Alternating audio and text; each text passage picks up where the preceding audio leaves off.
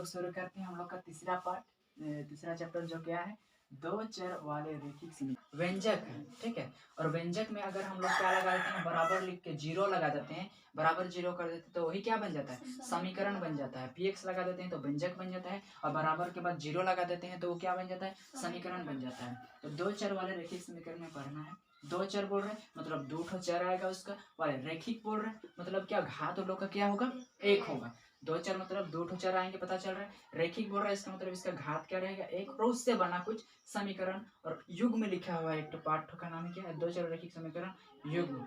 युग्म मतलब होता है जोड़ा, जोड़ा मतलब दो ठो समीकरण आएगा। ठीक है, समीकरण का एक जोड़ा आएगा, दो चरों का रैखिक समीकरण, उसी को ग्राफीय विधि से कुछ को हल करना पड़ेगा, ज्यामितीय क्या गणितीय विधि से, बीजगणित विधि से, इस प्रकार से हल करने के लिए बोलेगा। ठीक है, तो ये x और y जब दो चर वाले आ जाएंगे तो इसको किस प्रकार से बनाना है, जैसे कि हम बोलेंगे, एक उदाहरण ले लेते हैं कि जैसे तुम बाजार गए, ठीक है, और तुम 20 रुपया ले गई है, तुम बाजार गई है और 20 रुपया ले गया, ठीक है, और उसमें से तुम क्या खाया, 3 सिंगड़ा खाया, ठीक, और 4 ठो जलेबी खाया। ठीक है, कितना, 3 ठो सिंगड़ा खाया, 3 सिंगड़ा और 4 जलेबी।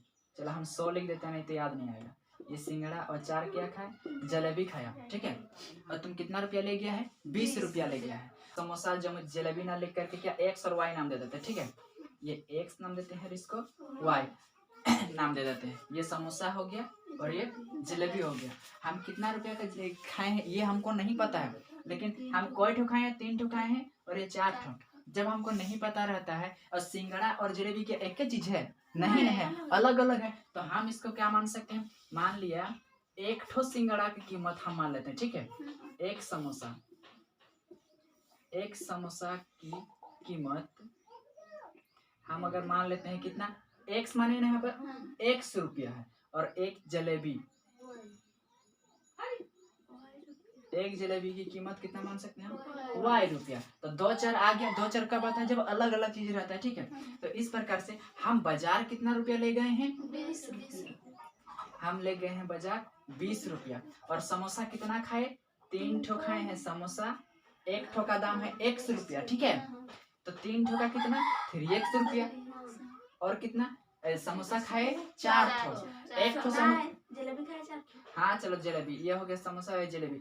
तो जलेबी कोई ठो खाए 4 ठो ना, और 4 ठो का दाम कितना होगा, एक ठो का दाम y रुपया, तो 4 ठो का 4y रुपया, 4y रुपया। इस प्रकार से 3y और 4y, और टोटल मेरा पर कितना ले गए थे हम, 20y। इस प्रकार से हमको एक क्या मिल गया, समीकरण मिल गया, मिला ना, दो चार वाले रैखिक समीकरण मिल गया। निकालना पड़ता है कि क्या क्या हो सकता है, कि हम कितना रुपया का सिंगड़ा खाए और कितना रुपया का जलेबी खाए हैं। तो हम क्या कर सकते हैं, यहाँ पर अगर हम करेंगे कितना, हमको 20 करना है ना, 20 करना है, तो यहाँ से हम कर सकते हैं, जगह पर रखेंगे कुछ, और 4 का जगह y के जगह पर भी कुछ रखेंगे। तो देख लो, इसके जगह कितना रखेंगे, 4, और इसके जगह 2। तो ये 4 तिया 12, और 4 दूना 8 हो जा रहा है, तो 20, 12 और 8 20 बराबर 20।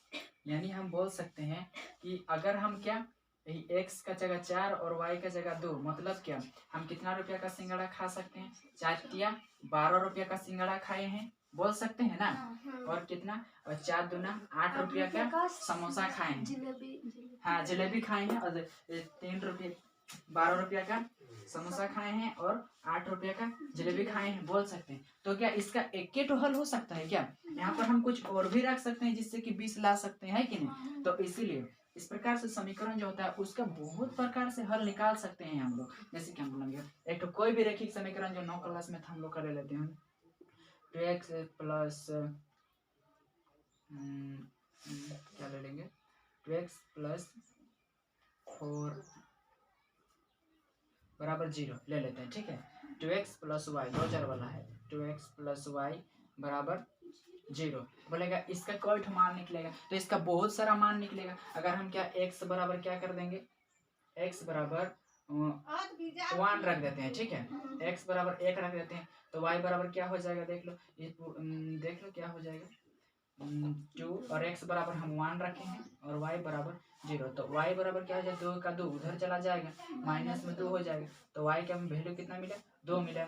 फिर हम y बराबर अगर क्या लेते हैं 0 लेते हैं, y बराबर हम कितना लेंगे 0 लेंगे। अब हम x बराबर भी कुछ ऐसे ले सकते हैं, y बराबर अगर 0 ले लेते हैं तो 2x बराबर क्या हो जाएगा 0 हो जाएगा, और x बराबर 0/2 यानी कि x बराबर भी 0, y बराबर 0 लेने पर x बराबर भी 0 आ रहा है। तो इस प्रकार से हम कोई रैखिक समीकरण हो जो दिया रहता है दो चर वाला रैखिक समीकरण, उसका बहुत सारा हल निकाल सकते हैं। ठीक है, दो चर वाले रैखिक समीकरण का जो हल होता है वो बहुत ज्यादा होता है।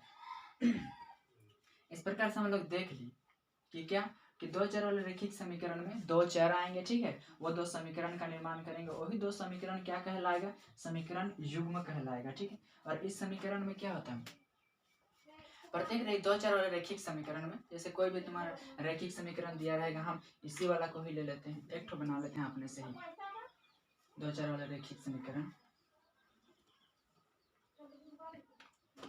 क्या बना लेंगे जैसे कि 3x + 4y, ऐसा ना लिख करके हम इसको लिख सकते हैं जब हमको कुछ पता ना रहे।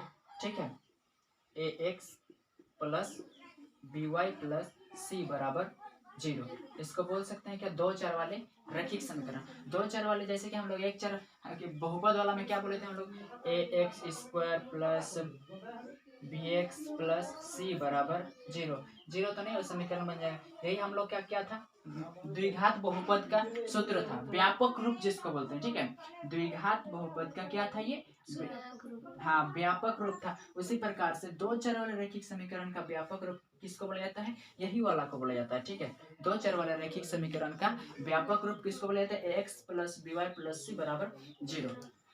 यहाँ पर क्या होना चाहिए जो a b तथा c है, c ये क्या है वास्तविक संख्या है, वास्तविक संख्या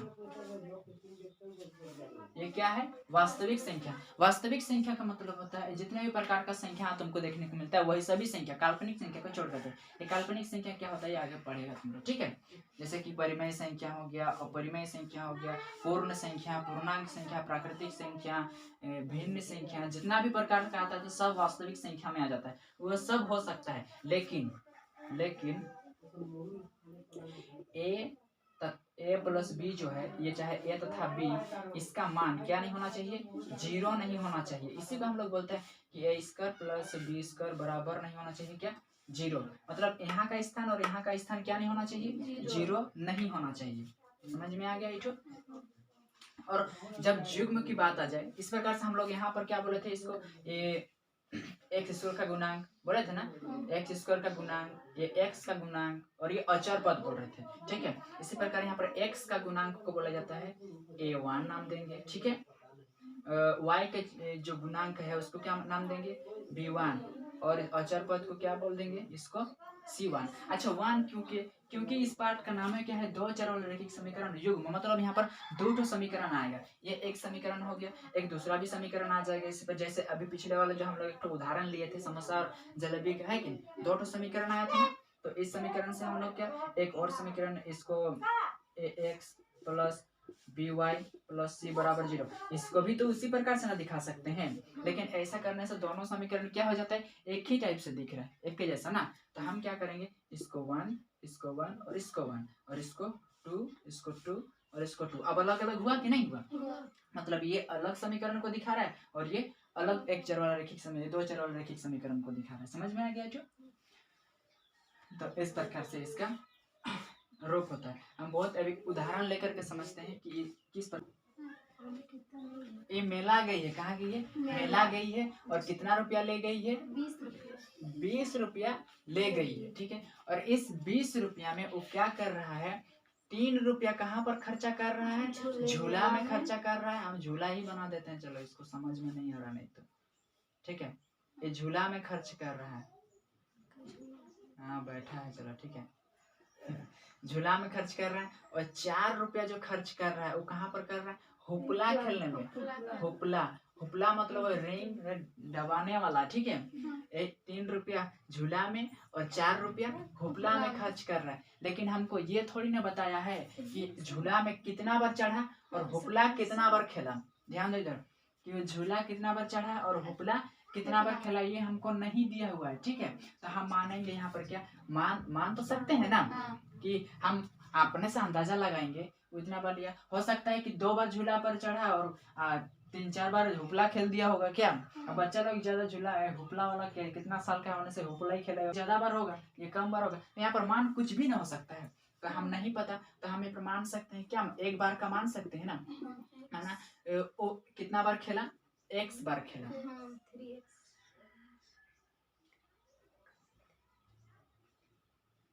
माना झूले झूले पर सवारी कितना बार किया, 4 नहीं 3 झूले पर वह बार सवारी किया उतना नहीं दिया 3 रुपया।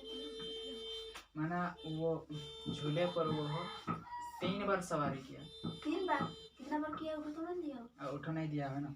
झूले पर सवारी का हम मान लेते हैं क्या, x बार, वह x बार झूले किया, x बार झूले पर। हमको नहीं पता कितना बार सवारी किया, तो झूले पर सवारी का हम क्या मान सकते हैं, x मान सकते हैं। और क्या, हुपला कितना बार खेला, तो हुपला खेलने को हम लोग हुपला पर वह कितना बार खेला, तो हुपला वह y बार खेला, ऐसा मान सकते हैं क्या। झूले पर नहीं दिया हुआ है तो मान तो सकते हैं ना कि x बार झूला झूला होगा, और हुपला का खेल भी नहीं दिया तो क्या मान सकते हैं उसको, y बार मान सकते हैं। तो इसी प्रकार से हम क्या, जब एक बार में कितना ले रहे हैं झूले पर, वो 3 रुपया खर्च किया है, तो x बार में कितना रुपया खर्च होगा, 3x रुपया होगा। जब वह हुपला पर 4 रुपया खर्च किया है, तो x बार में किया होगा, नहीं पता हमको, तो 4y हो जाएगा। और टोटल कितना रुपया खर्च किया है, ये भी 20 रुपया खर्च किया। ठीक है, इतना समझ में आया। अब आगे बोल रहा है क्या, ये बोल रहा है कि उसने हुपला खेला, जितनी बार उसने हुपला खेला ना, यहाँ पर कितना बार उसने हुपला खेला, कितना बार हमको थोड़ी पता है। जितनी बार वो हुपला खेला, जितनी बार वो हुपला खेला, उससे आधी बार उसने सर चरखी की सवारी की, मतलब वो झूला झूला। ठीक है, जितना बार वो हुपला खेला उसका आधा, तो हुपला कितना खेला है, y का आधा, जितनी बार वो हुपला खेला है उससे आधी बार उसने क्या किया, झूले की सवारी किया है। वह झूले पर कितना किया है, सवारी किया है। ये भी दिया हमको क्वेश्चन में, 2 दिया हुआ है। एक बोल रहे क्या, झूले पर सवारी और हुपले कितना बार खेला उसका टोटल रुपया, और बोल रहे कि जितना बार वो क्या किया, झूले पर सवारी, वो हुपले जितना खेला है ना, उसके आधा बार वो क्या किया है, झूले पर सवारी किया है। यही हमको क्या, 2 ठो क्या मिल गया है, समीकरण मिल गया है ना। अब इसको हम लोग क्या करेंगे, इसका हल निकालने के लिए बोलेगा, तो नहीं, इसको ग्राफीय विधि से और गणितीय विधि से इसका हल निकालने के लिए बोलेगा क्वेश्चन में। ठीक है, प्लस 4y बराबर 20 रुपया मिल गया, और एक मिला था x बराबर y बट्टा 2। ये हमको क्या मिल गया था, एक समीकरण। इस समीकरण को अगर हम लोग ठीक से करेंगे तो ये क्या हो जाएगा, ये 2x हो जाएगा, इसको इसको गुना करेंगे होगा ना, और इसको इधर लाएंगे तो माइनस y हो जाएगा, इधर कुछ नहीं तो 0 बच जाएगा। तो ये समीकरण मेरा क्या मिल गया, 2 मिल गया, समीकरण 2 मिल गया ना। और इस दोनों समीकरण में देख लेते हैं, अगर हम बोलेंगे a1 बराबर मेरा कितना है, तो 3 है, b1 बराबर बोलेंगे तो कितना है, 4 है। और देखो यहाँ पर 20 है, 20 को इधर ला देते हैं। ठीक है, तो ये -20 हो जाएगा यहाँ, और ये बराबर क्या हो जाएगा, 0 बचेगा, उधर कुछ नहीं है तो 0 बच जाएगा। ठीक है, एक के बार संयोजित कर दिया, तो c बराबर कितना है, तो c बराबर -20 c1 ना। और यहाँ पर बोलेंगे a2 कितना है, a2 है मेरा 2 है ना, b2 कितना है -1। यहाँ पर y के कुछ नहीं है गुना में, मतलब इसका क्या बोलते हैं, हाँ इसका गुना कुछ नहीं है, तो 1 तो है ना। और c कितना है, c2 कितना है 0। इसमें हमको a b c का मान मिल गया। ठीक है, इससे कोई काम नहीं था, लेकिन भी हम इसको लिख दी। अब इसका हल करने के लिए कम से कम इसका 2 ठो हल, ग्राफीय विधि से और गणितीय विधि से, क्या इसका हल करने के लिए कम से कम इसका 2 ठो मान ज्ञात करना होगा। ठीक है, तो इसके हम लोग दोनों समीकरणों से मान निकालेंगे। पहले क्या, कौन से, ये 3x + 4y - 20, यहाँ x को ही रहने देते हैं इधर। ठीक है, इधर से हम x को निकाल देते हैं, तो ये x बराबर क्या हो जाएगा, उधर से चला जाएगा, 20 भी माइनस हो जाएगा, माइनस का प्लस और ये प्लस का माइनस, मतलब ये प्लस में हो जाएगा और ये माइनस में 4y हो जाएगा, और बट्टा का नीचे क्या चला जाएगा, 3 चला जाएगा ना। इस प्रकार से हमको 2 ठो, और इसका क्या बनाएंगे, हम एक ठो चार्ट बनाएंगे, चार्ट नहीं चार्ट बोलते हैं ना, इसको हल ज्ञात करने के लिए एक तो इस प्रकार से बनाएंगे, यहाँ पर x का मान और इसका y का मान रखेंगे। तो देखो अब क्या रखेंगे होने से मेरा बहुत अच्छा होगा, ये सोचना पड़ेगा थोड़ा सा, ठीक है। तो यहाँ पर दिया क्या नहीं देखेंगे हम लोग, कहीं पर से हम लोग खुद से करेंगे।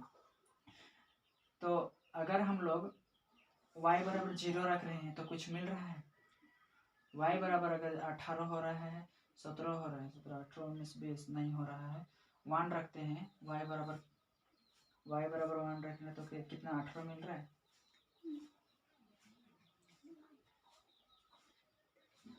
कितना रखेंगे तो कितना मिलेगा, देखो x बराबर 0 रखेंगे तो y बराबर 5 मिलेगा ना। x बराबर कितना रखेंगे 0 रखेंगे तो y बराबर कितना मिलेगा, मतलब यही यहाँ पर रखेंगे हम लोग, कितना रखे x बराबर 0 ना। तो देखो बराबर की इधर 0 हो जाएगा, उधर क्या हो जाएगा 20 माइनस 4y बट्टा 3, तीनों 0 को गुना करेंगे तो 0 हो जाएगा, मतलब 20 माइनस 4y बराबर 0 होगा ना। अब क्या करेंगे, इधर इधर 4y को रखेंगे, उधर 20 को ले जाएंगे तो ये माइनस हो जाएगा, माइनस माइनस कट जाएगा, तो y बराबर क्या हो जाएगा 20 बट्टा 4, 4 5 20, मतलब कितना निकला y के मान 5 निकला, ठीक है। y बराबर x बराबर क्या रखे तो क्या निकला, समझ में आया ना। यहाँ पर अंदाजा लगा करके थोड़ा रखना पड़ेगा, है ना, रख रख के देखना किसी को, लेकिन सबसे पहले 0 को रखना, 0 में 0 1 4 वाला बन जाता है ना, इसीलिए आसान होता है, ठीक है। एक ठो और मान हम लोग को रखना है, तो क्या रख सकते हैं देख लेते हैं। तो चलो x बराबर कितना रखेंगे, 4 रखेंगे, तो 4 तिया 12 हो जाएगा, x बराबर 4 रखेंगे तो 4 तिया 12, मैंने यहीं पर रखते हैं नहीं तो समझ में नहीं आएगा। x बराबर कितना रखेंगे 4, तो 20 माइनस 4y बट्टा 3, तो 4 तिया ये हो जाएगा 12, और उधर 20 माइनस 4y, इसको इधर लाएंगे तो 12 माइनस 20 बराबर माइनस 4y, माइनस 8 बराबर माइनस 4y, ये खत्म, तो y बराबर कितना हो जाएगा 8 बट्टा 4 दूना 8, तो y बराबर कितना निकला 2 मिल गया हमको, y बराबर कितना मिल गया 2 मिल गया। चलो ये वाला समीकरण से हमको एक ठो चीज मिल गया, ठीक है, कम से कम 2 ठो हल तो मिल गया ना। माने इसका मतलब क्या है, यही ठो का हम लोग लिखते हैं, x का तरफ 0 और y का तरफ 5, इसमें x का तरफ 4 और y का तरफ 2, इस प्रकार से हमको 2 ठो हल मिल गया। x 0 और y 5 रखेंगे, मतलब x 0 भी हो सकता है, y 5 हो जाएगा, 5 चौके 20 होगा कि नहीं होगा, जो समीकरण बनाए थे 5 चौके 20, 20 रुपया ना ले गया है, तो x बराबर 0 रखेंगे, मतलब एक बार भी नहीं किया और इसी को 5 बार किया, होने से भी तो 5 चौके 20 हो रहा है, खर्चा खत्म हो रहा है कि नहीं। अगर इसको 4 बार किया है और इसको 2 बार, तो 4 तिया 12 और 4 दूना 8, 12 और 8 20, तभी तो 20 हो रहा है। तो इस प्रकार से हमको कम से कम 2 ठो हल मिल गया। अब हम दूसरा समीकरण से भी ऐसे ही एक ठो हल निकालने की कोशिश करेंगे। ये पहला समीकरण से हुआ, इधर हम दूसरा समीकरण को लिखेंगे, क्या क्या था, यही तो था 2x माइनस, ठीक है। तो क्या हो जाएगा, यहाँ x का मान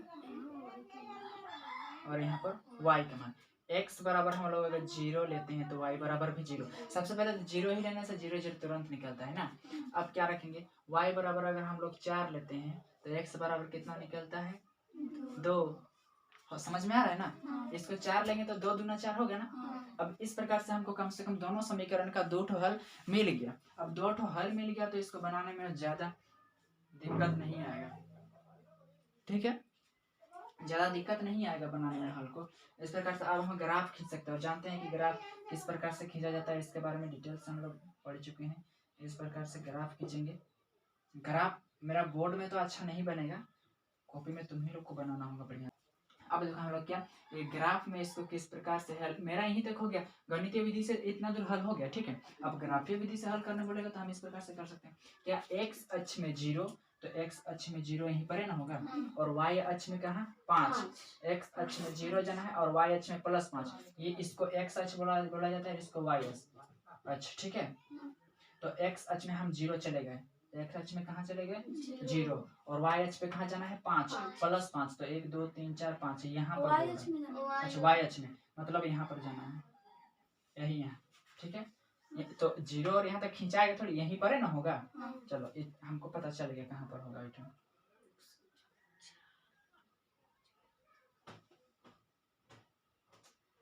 चलो उसके बाद कहाँ पर जाना है, x अक्ष में +4 तरफ जाना है, x अक्ष तरफ +4 यहाँ पर है, और y अक्ष में 2, y अक्ष में +2 यहाँ, तो 4 मेरा देखो इस तरह से आगे बढ़ेंगे, इधर से दो तरफ से भी ले जाएंगे।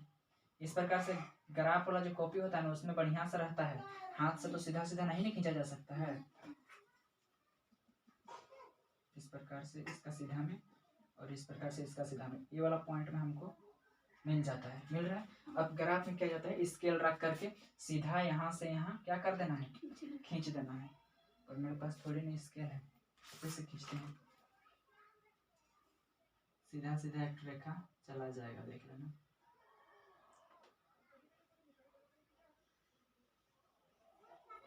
इस प्रकार से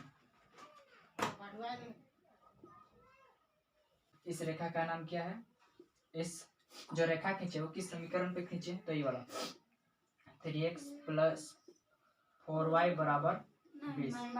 वो तो बनाए हैं, ठीक है, यही समीकरण है। चलो -20 करते हैं इसको, -20 = 0, यही इसका समीकरण है। एक और रेखा बनेगा हम लोग का यहाँ से, है कि नहीं।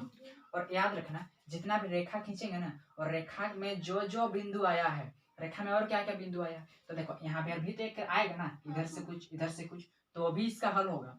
यहाँ से कुछ आएगा आएगा ना, ये भी हल। तो यहाँ से जितना भी बिंदु आएगा, समझ में आ रहा है कि नहीं आ रहा, तो हम बोलेंगे और कौन कौन ठो आएगा, तुमको समझ में नहीं आ रहा, तो देखो यहाँ 3 है ना, तो इसको ऐसे ऐसे ऐसे यहाँ ले जा रहे हैं, और यहाँ से क्या ऐसे ऐसे ऐसे करके ये भी यहाँ पर जा रहा है, तो 3 3 भी आंसर होगा। पर यहाँ नहीं होगा, क्यों नहीं होगा, क्या सही है ग्राफ, तो ग्राफ कॉपी में सही होगा। देखना 3 के साथ मिलाना, ऊपर जहाँ मिल रहा है इधर से भी जहाँ से मिल रहा है दोनों को मिलाना, वो ठो भी एक ठो 3 और 3 मेरा यहाँ पर है, 3 और 3 भी हल होगा। फिर यहाँ से भी तुम निकालेगा, इस यहाँ से मिलाएगा, तो ये वाला दोनों को भी एक रेखा एक ब्रैकेट में रख सकते, वो भी दोनों हल हो जाएगा ना।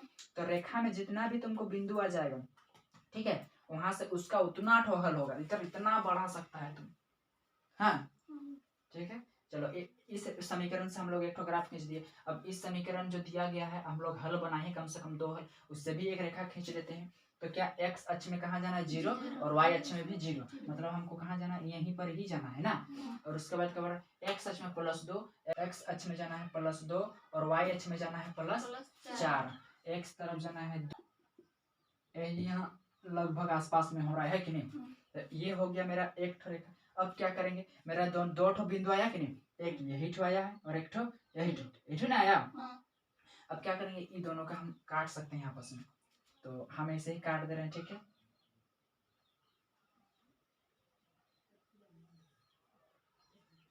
इस प्रकार से चलो, और इस जो रेखा खींचे वो किस समीकरण पर खींचे गए हैं, 2x - y = 0। और यहाँ पर बिंदु सब भी लिख सकते हैं, लिखना चाहेगा तो x अक्ष तरफ 2 और y अक्ष तरफ 4, यहाँ पर 0 0, यहाँ पर इसको क्या खींचे हैं, यहाँ पर ना हो गया, यहाँ पर खींचे हैं, तो x अक्ष में 4 और y अक्ष में 2, हाँ x अक्ष में 4 ना, और y अक्ष में 2। इस प्रकार से हमको दोनों का क्या मिल गया, ग्राफ मिल गया। और यहाँ पर नोट करना कि दोनों ग्राफ एक दूसरे को एक बिंदु पर, ठीक है, कौन सा बिंदु यहाँ पर सही एग्जैक्टली तो नहीं आ रहा है, ठीक है, लेकिन हम देख करके बता देते हैं, 2 और 4 लगभग 2 और 4 में आ रहा है, ठीक है, 2 और 4, यहाँ पर हम इसी को ले लेते हैं, 2 और 4। मेरा ग्राफ सही नहीं है क्योंकि यहाँ से सही नहीं बन सकता, तो ये दोनों देखो दोनों रेखा एक दूसरे को कहाँ पर प्रतिच्छेद करता है, तो एक बिंदु ग्राफ के बिंदु जहाँ पर 2x अक्ष तरफ 2 और y अक्ष तरफ 4, यहाँ पर क्या कर रहा है, दोनों एक दूसरे को प्रतिच्छेद कर रहा है, कर रहा है ना, दोनों एक दूसरे को क्या कर रहा है, प्रतिच्छेद कर रहा है। इसको नोट करके रखना, ठीक है। और इस प्रकार से चलो, ये इतना जो मेरा ये जो एक्सरसाइज क्या 3.1 है, ठीक है, वहाँ का हल मेरा निकल जाएगा, वाला सभी क्वेश्चन इतना ही दूर बनाना है, ठीक है। और जब 3.2 जाएंगे, 3.2 में जाएंगे, तो इससे थोड़ा सा आगे जाना है, उसको भी हम यहाँ पर कर ही देते हैं, ठीक है। जब क्या एक्स अक्ष और मतलब एक समीकरण और दूसरे समीकरण द्वारा खींचा गया, जब हम लोग रेखा खींचते हैं और वो रेखा एक दूसरे को जहां पर भी काटता है, देखो कहाँ कितना बार काट रहा है, एक बार काटा है ना, तो इसका कम से कम एक ठो हल होगा, ठीक है। इसी को ही हम लोग बोलते हैं, वहां पर बोलते हैं क्या, ये दोनों एक दूसरे पर काट रहा है ना, मतलब इसका कम से कम, इसका क्या कम से कम नहीं, इसका सिर्फ एक क्या ठो हल होगा, 2 और 4 ही होगा, ठीक है। ये इसी को क्या बोलते हैं, देखो अद्वितीय हल बोला जाता है। अद्वितीय हल जब रेखा एक दूसरे को प्रतिच्छेद करता है ना, यहाँ पर हम 3 टाइप का बताए थे ना, एक दूसरे को प्रतिच्छेद करेगा। तो पहला ग्राफ जिसमें एक दूसरे को क्या करेगा, प्रतिच्छेद करेगा। अभी हम दूसरा ग्राफ बना करके देखते हैं, उसमें समझ में आ जाएगा। दूसरा क्वेश्चन ले लेते हैं एक हम। दूसरा पर देखा और उसने भी 18 रुपये ले गया दुकान में, और 4 रुपये और 4 स्केल और 6 रबड़ खरीदे। इस स्थिति को बीजगणित और ग्राफीय ज्यामितीय रूप में व्यक्त कीजिए। इतना ही दूरी से हल करने के लिए बोल रहा है दूसरा क्वेश्चन में, ठीक है। तो दूसरा क्वेश्चन में क्या बोल रहा है देखो, दो, ठीक है। यहाँ पर कौन कौन लड़की है, ये रसिका है, रसिका और एक का नाम क्या है, सनी। ये लोग दोनों, सबसे पहले रसिका दुकान गया, कितना रुपया ले गया था, 9 रुपया ले गया था। और वो कितने क्या क्या खरीद के लाया, वो खरीद के लाया 2 पेंसिल लाया, कोई 2 पेंसिल, 2 पेंसिल खरीद के लाया, और रबर खरीद के लाया 3 लेकिन हमको ये नहीं पता है अभी तक कौन कितना रुपया में हाँ, इस पेंसिल कितना रुपया में खरीदा और रबर कितना रुपया में खरीदा, पता है क्या, नहीं पता है। तो यहाँ से एक तो समीकरण बनेगा। और सनिका क्या है, उसका देख करके अरे वो नया नया पेंसिल और क्या खरीदा है, रबर खरीदा था, हम भी खरीदेंगे। और ये लड़की ले गई है कितना रुपया, 18 रुपया। और कितना खरीदा, पेंसिल खरीदा है कितने, 4 उसको मिला पेंसिल, और इस कितना मिला, 6 मिला है उसको, रबर मिला है। तो अब इसी को बोल रहा है कि गणितीय विधि में और ग्राफीय विधि में, दोनों विधि में हल करके बताओ। तो इसका हम लोग हल करते हैं। तो यहाँ पर हमको थोड़ी पता सनिका कि एक पेंसिल का दाम कितना है कि नहीं, तो हम लोग मान लेते हैं, माना एक पेंसिल का दाम,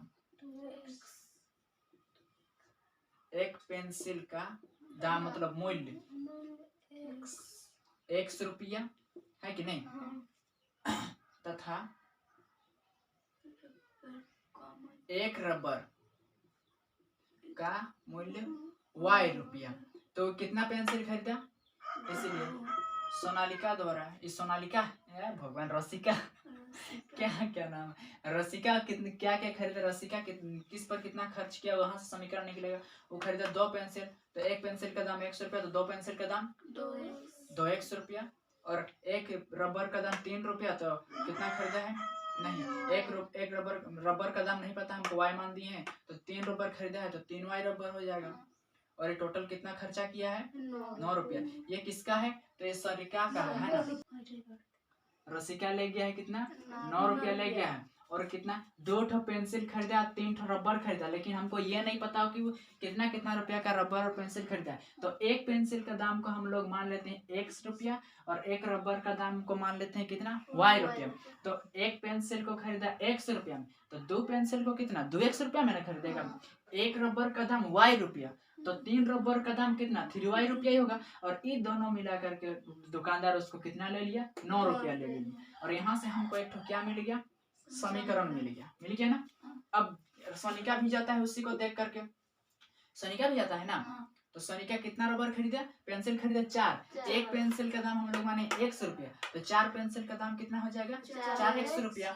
और कितना खरीदा, स्केल छोटा, रबर छोटा खरीदा, रबर 6 खरीदा, तो एक रबर का दाम है y रुपये, तो 6 रबर का दाम क्या हो जाएगा, 6y बराबर 18। और इसको कितना रुपए ले गया था, 18 रुपए। इस प्रकार से हमको 2 समीकरण मिल गया, ठीक है। अब यही दोनों समीकरण से हम फिर से इसको इस प्रकार से निकालेंगे और एक ग्राफ बनाएंगे, ठीक है।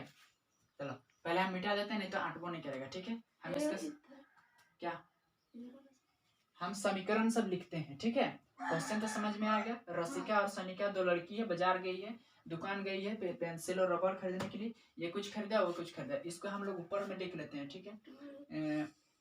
2x + 3y बराबर 9, और है 4x + 6y बराबर 18। इस प्रकार से 2 समीकरण हमको दिया गया है। अब इन दोनों समीकरण में देखेंगे हम लोग क्या, कि यहाँ पर a1 बराबर कुछ हो जाएगा 2 है, b1 बराबर क्या हो जाएगा 3 है, c1 बराबर कितना होगा बोलो ना, -9 होगा।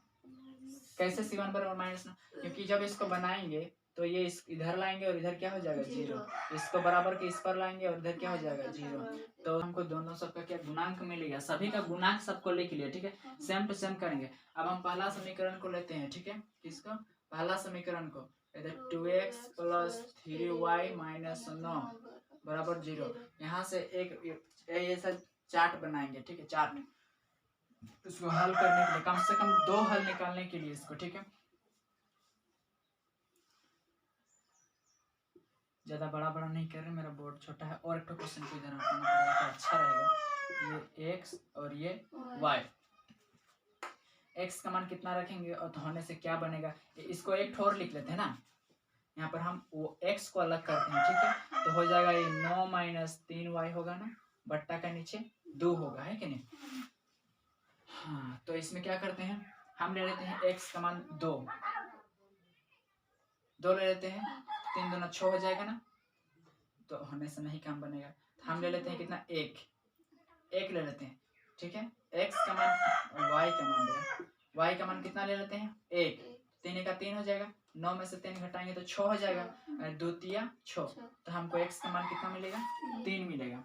अब हम कितना रखेंगे तो क्या देखो, अगर हम x बराबर 0 रखते हैं, x बराबर पहले ही करना चाहिए था हमको, चलो इसको हम नहीं करेंगे, पहले हम x बराबर क्या रखते हैं, 0 रखते हैं। x बराबर 0 रखते हैं तो y बराबर क्या मिलेगा, 2 और 0 गुना के 0 हो जाएगा, 9 इधर आ जाएगा, ठीक है। या फिर इसी को इधर लाएंगे तो 3 तिया 9 मिलेगा, 3 मिलेगा। अब इसको क्या करेंगे, 1 रखते हैं, y का मान 1 रखेंगे तो y का मान कितना हो जाएगा, 3 दूना 2 तिया 6, 3, यही मिलेगा कि नहीं मिलेगा। चलो ये वाला समीकरण से मिल गया। अब हम दूसरा समीकरण को भी इधर लिखते हैं, क्या है, 4x प्लस 6y माइनस 18 बराबर 0। यहाँ से एक को अलग करते हैं तो हम इसमें भी x को ही अलग करेंगे, ठीक है। x को अलग करेंगे कि y को करेंगे, चलो y को करते हैं, y को अलग करते हैं तो y बराबर हो जाएगा, ये y बराबर हो जाएगा क्या, ये प्लस में 18 हो जाएगा, होगा ना, और इधर चला जाएगा ये 4x हो जाएगा और बट्टा का नीचे आ जाएगा 6। इससे भी एक चार्ट का निर्माण होगा कि नहीं।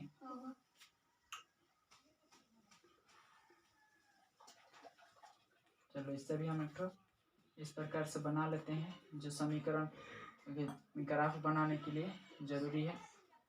x का मान 0 रखेंगे तो क्या निकलेगा, x का मान अगर हम 0 रखते हैं तो ये 0 हो जाएगा, और 6 दूनी 6 तिया 18।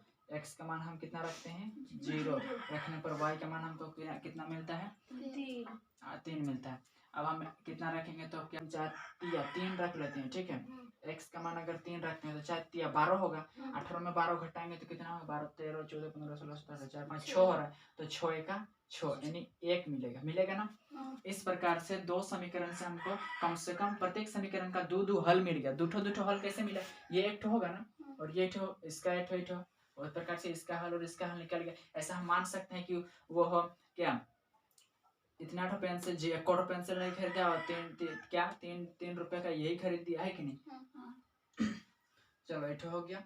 अब हम क्या करेंगे, ग्राफ खींचेंगे इसका ग्राफ। अब x अक्ष में जाना है +3 में और y अक्ष में जाना है 1, मतलब यहाँ यहीं पर हो रहा है कि नहीं हो रहा है, इसी जगह हो रहा है। तो हम इसको इस प्रकार से, अब यहाँ से क्या कर देंगे, स्केल से खींच देंगे, मेरा पर स्केल नहीं है, हम यहीं से खींचते हैं। इस प्रकार से हम निकाल दे, सीधा नहीं होगा तो नहीं होगा, क्या करेंगे।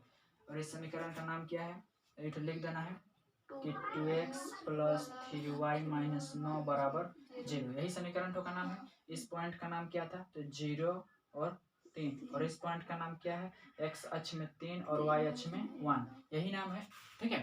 अब एक और इस समीकरण से भी इसका एक ग्राफ द्वारा रेखा खींचते हैं हम।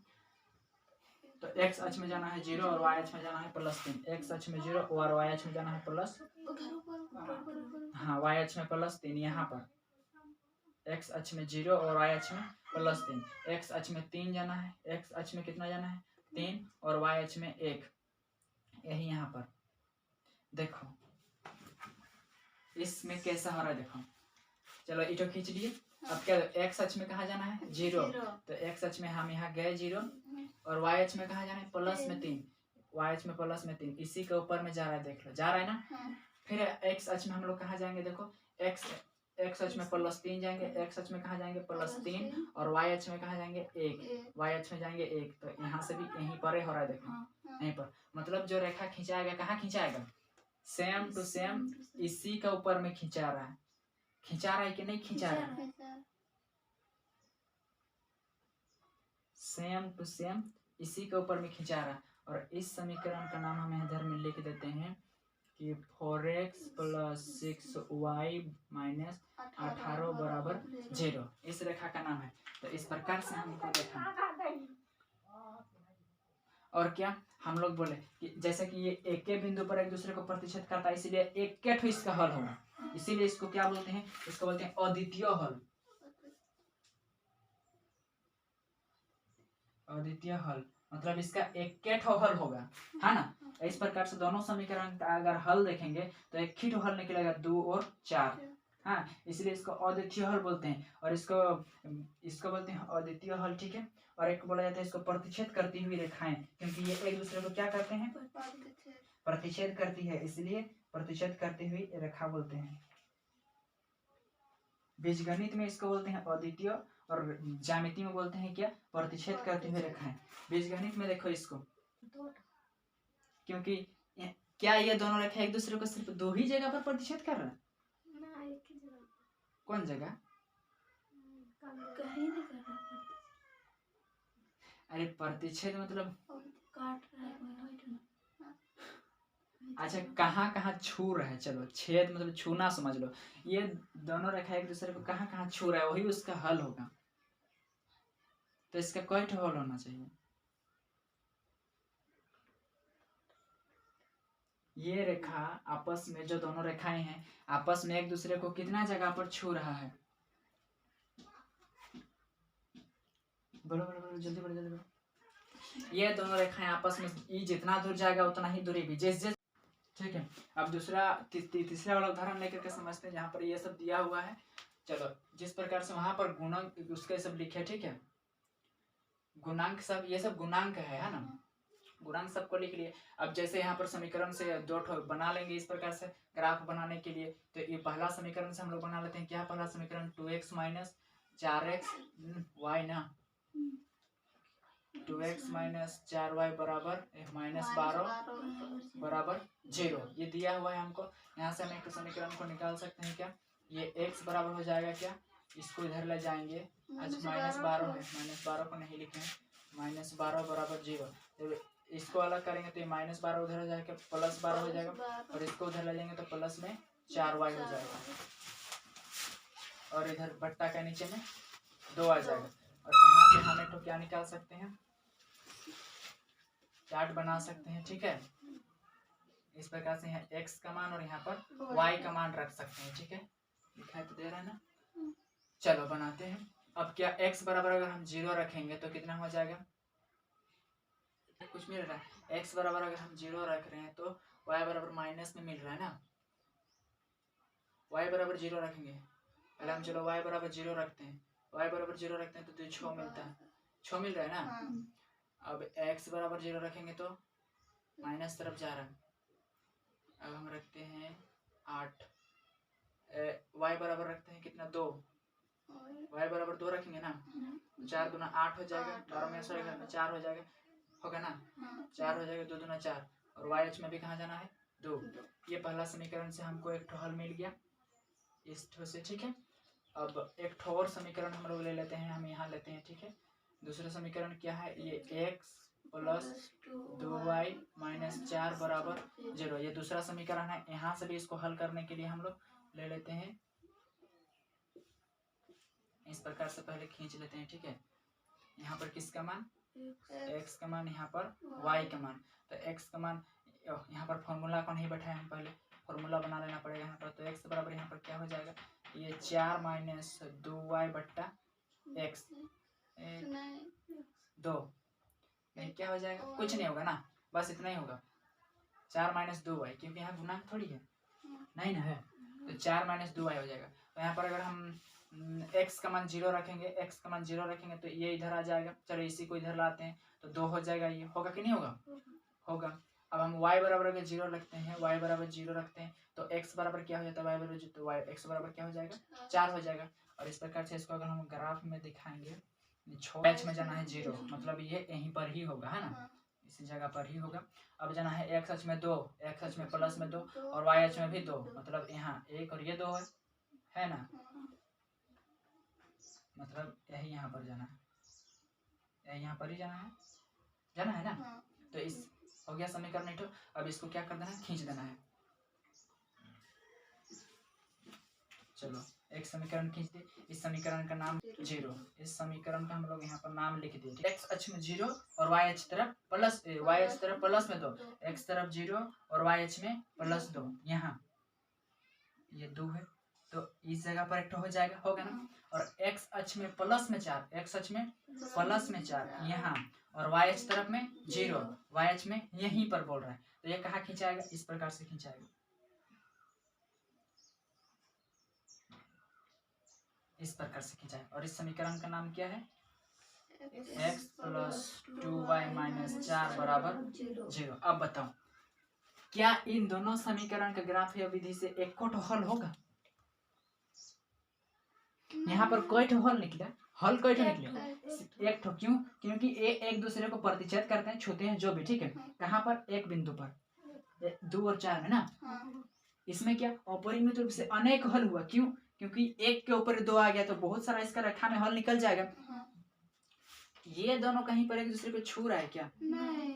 कहीं पर छू सकता है क्या, नहीं। क्यों, क्योंकि ये जो है ना, ये क्या है, समांतर, दोनों आपस में कैसा हो गया, समांतर आ गया। समांतर मतलब क्या, यहाँ पर अगर 3 सेंटीमीटर जहां भी नापेंगे 3 सेंटीमीटर, रेल की पटरी की तरह आ गया, ठीक है। तो ये एक दूसरे को कहीं पर भी प्रतिच्छेद नहीं कर रहे। मतलब जो समीकरण दिया गया है उस दोनों समीकरण का कोई एक हल नहीं हो सकता है। मतलब इसमें कोई हल होगा, नहीं होगा, इसमें हल नहीं हो सकता है, ठीक है। इसका कोई हल नहीं,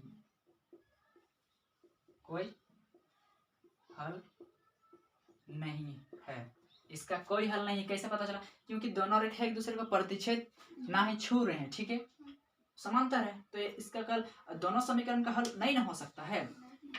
दोनों समीकरण का हल का मतलब समझ में आ रहा है कि नहीं। इस जैसे कि इस समीकरण को संतुष्ट करने के लिए कितना हल चाहिए, बहुत सारा हल हम बोले।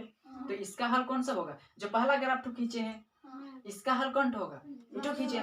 लेकिन कोई ना कोई तो ऐसा संख्या होगा ना जो इसमें को इसको भी संतुष्ट करेगा और इसको भी संतुष्ट करेगा, ठीक है। जैसे कि यहाँ इसका 8 हो गया और इसका 8 हो गया, लेकिन इसका भी बहुत सारा इधर हल होगा ना, इस बिंदु पर, इस बिंदु पर, इसका भी बहुत सारा होगा, ये बिंदु बिंदु सब में बहुत सारा। लेकिन ये जो बिंदु है ना 2 और 4, इसका भी होगा और इसका भी होगा, इसीलिए इसका दोनों का मिला मिली रूप एक हो जाएगा, 2 और 4। इसका ये तो एक के ऊपर एक है, माने दोनों का सेम होगा, ठीक है। और इसमें ना ही छू रहा है ना ही प्रतिशत कर रहा है, इसका एक हो जाएगा, इसीलिए इसका क्या कोई हल नहीं होगा, ठीक है। इसी को बोला जाता है क्या, रुको हम 3.1 भी खत्म करा देते हैं। के बाद समांतर रेखा बोलते हैं इसको, क्या बोलते हैं, समांतर रेखा। और समांतर रेखा की स्थिति में कोई हल नहीं होता है, ठीक है। और यही सबको बाद में क्या बोलेगा, इसको समझने के लिए हम लोग को कोई समीकरण दिया रहेगा और इतना ठो अगर हम लोग नहीं बनाएंगे, ठीक है। क्या दिया रहेगा, हम लोग को कोई समीकरण दिया रहेगा, ठीक है, समीकरण दिया रहेगा और बोलेगा कि यह अद्वितीय हल है, अद्वितीय हल है मतलब प्रतिच्छेद करती हुई रेखा है, संपाती है मतलब एक के ऊपर एक में आता है, कि समांतर है मतलब एक दूसरे के समांतर प्रतिच्छेद नहीं कर रहा है। उसको चेक कैसे करना है, तो चेक करने के लिए इस प्रकार से याद रखना, इसका जो हम लोग गुणांक सब लिखे हैं ना, यही सबसे चेक करते हैं कि A1 बट्टा A2, इसके जब हम लोग अनुपात में रखेंगे, ठीक है, A1 बट्टा A2, A1 बट्टा A2, तीनों को पहले बराबर करते हैं, B1 बट्टा B2, पहला वाला इसको देख लेना पहले थोड़ा सा। प्रतिच्छेद करती हुई रेखा में क्या होगा, अगर तुमको कहीं पर भी ये वाला खाली दिया हुआ है, इतना दूर तुमको नहीं करना है, नहीं तो क्या इतना दूर करेगा, उसके बाद चेक करेगा प्रतिशत कर रहा है कि नहीं कर रहा है, उसके बाद तुम बोलेगा कि यह संपाती है, प्रतिशत करते हुए रेखा है कि क्या है। तो उसको ना करने के लिए एक यहाँ पर हल दिया रहता है, इस प्रकार से हम किस प्रकार से जांच कर सकते हैं, ठीक है। जांच करने के लिए क्या तुलना करना पड़ता है उसका गुणांकों को। तो पहला का गुणांक, पहला समीकरण का गुणांक और दूसरा समीकरण का गुणांक अगर बराबर नहीं हुआ, ठीक है, तो मतलब समझ जाना क्या ये क्या है, अद्वितीय हल है, अद्वितीय हल है। यदि ये सब देखो, इसका पहला गुणांक, पहला समीकरण का गुणांक और दूसरा समीकरण का x का गुणांक, दोनों का अनुपात, और पहला समीकरण का y का गुणांक और दूसरा समीकरण का y का गुणांक अगर दोनों बराबर नहीं हुआ तो समझ जाना इसका क्या अद्वितीय हल है, कोई हल नहीं है। एक ठो बराबर और बाद बाकी इधर वाला ठो बराबर होगा, C1 बट्टा C2, तीनों को लिख लेना पहले, है ना, तीनों को लिख लेना पड़ेगा पहले। और अगर पहले ही वाला बराबर नहीं हुआ, पहले वाला बराबर नहीं हुआ मतलब एक ठो हल, ठीक है, पहले वाला बराबर नहीं हुआ मतलब एक ठो हल। और इसमें क्या होगा उसी प्रकार से देखते हैं, इसको भी तुलना करना, A1 बट्टा A2 बराबर इसको हो गया, चलो B2 B1 ना, B1 बट्टा B2 बराबर C1 बट्टा C2। इसमें पहला वाला तो बराबर हो गया, दूसरा वाला भी बराबर हो गया, और तीसरा वाला भी बराबर हो गया, ठीक है, पहला वाला भी बराबर हुआ, दूसरा वाला, पहला दूसरा भी बराबर हुआ, मतलब ए ना, इसका अगर सभी अनुपात जो गुणांक है, गुणांकों का सभी अनुपात अगर सेम टू सेम बराबर आ गया, मतलब समझ जाना क्या होगा, ये अपरिमित रूप से अनेक हल होगा। क्या हो जाएगा? अपरिमित रूप से अनेक हल दोनों का, है ना। और अगर पहले वाला कट गया तो एक ठो हल, अगर कुछ भी नहीं कटा मतलब बराबर में बराबर आया मतलब एक के ऊपर एक, ठीक है। और दूसरा वाला को कैसे याद रखना है, इसमें भी गुणांक सबका अनुपात चेक करना है, A1 बट्टा A2 B1 बट्टा B2 और C1 बट्टा C2। अगर पहला वाला बराबर हुआ, दूसरा वाला बराबर नहीं हुआ, क्या दूसरा वाला बराबर नहीं हुआ, तो समझ जाना इसका क्या नहीं है, कोई हल नहीं है, इसका कोई नहीं हल है। चलो अब हम लोग तीनों कंडीशन को समझ ले। पहला कंडीशन क्या है, अगर पहला वाला जब हम गुणांक सबका अनुपात को बराबर में चेक करेंगे, और अगर x का गुणांक और y का गुणांक पहले में ही बराबर नहीं आया तो उसका कई ठो हल होगा, एक ठो हल होगा। अगर पहला x का भी गुणांक, y का भी गुणांक और अचर पद का जो होता है उसका भी गुणांक का अनुपात अगर हम लोग चेक करें, तीनों अगर बराबर आ गया मतलब क्या होगा, समपाती होगा, उसको क्या बोलते हैं, समपाती। और समपाती मतलब क्या होता है, तीनों बराबर होता है, मतलब तीनों दोनों एक के रेखा पर होता है, मतलब इसका अपरिमित रूप से क्या हो जाएगा, अनेक हल हो जाएगा। और यदि क्या बोलेंगे, पहला वाला मतलब x का गुणांक का अनुपात और y का अनुपात का गुणांक बराबर हुआ, लेकिन अचर पद का अनुपात के गुणांक, ठीक है, जो अचर पद है, ठीक है, इधर से दिख रहे C1 बटे C अचर है ना, ये अचर पद लोगों का अगर गुणांक सब सेम नहीं हुआ मतलब समझ जाना कि क्या, इसका कोई हल नहीं है, ठीक है।